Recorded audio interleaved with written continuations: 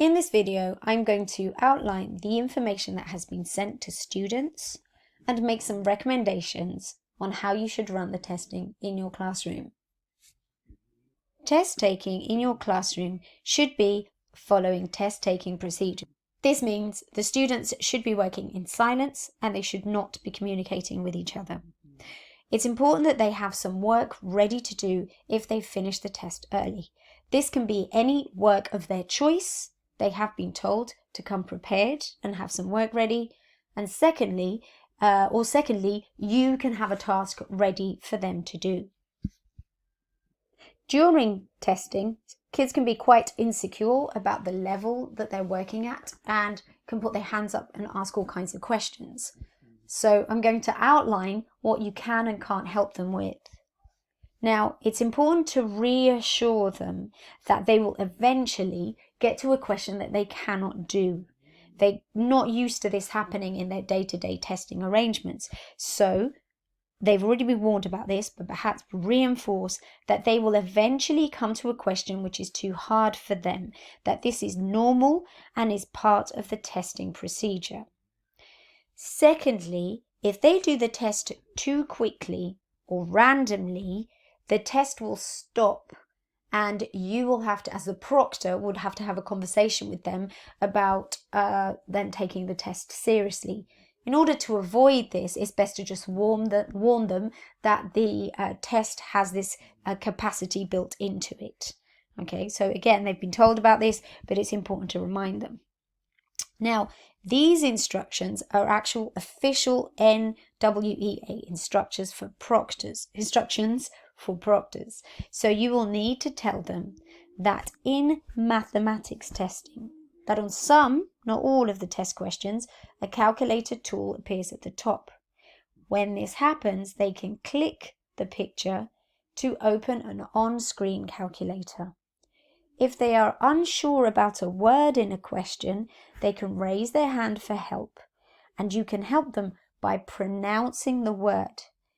But you cannot tell them what the word means or explain the maths symbols.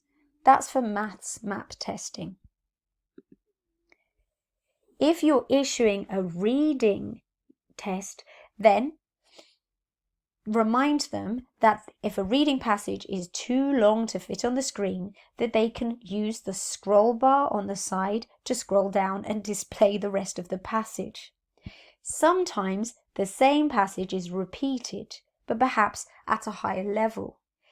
They should not skip the question because they think the passage and the question are the same. They should read through it and check that the question is different.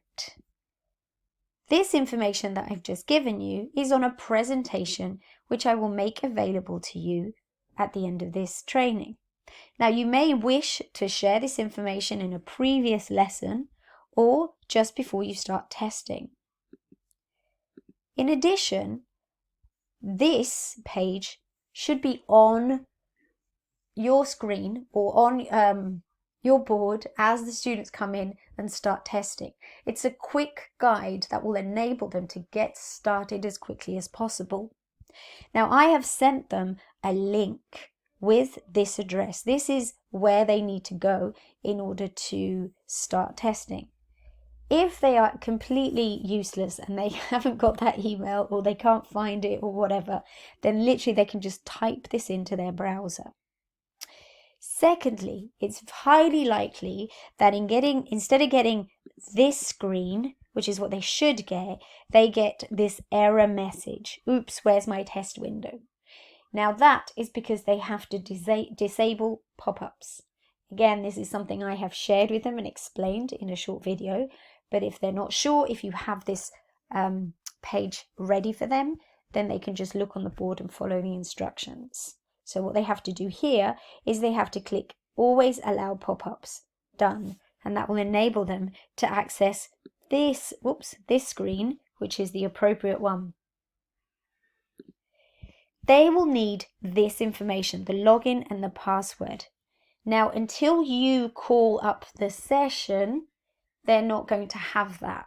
So when you put this on the screen, either delete this, because this is just an example, right? and put your session login and password. Or if you're not quite ready for that yet, if you want to go over this presentation and stuff before, then what you can do is just delete all of this and just get one of your more able students, competent students, to write it on the board literally when you call up the session. You also need to very clearly tell them which one of these two they're doing. If they're doing Growth Reading 6+ or Growth Maths 6+, in case they need it for logging in. This entire screen can be left on, or this entire page can be left on the screen throughout the beginning of testing. So it's a quick guide for them.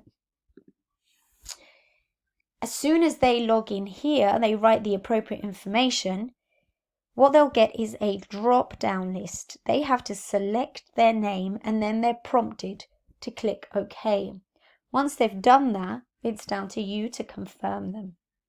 And that's all the information they need, both prior to testing and during testing.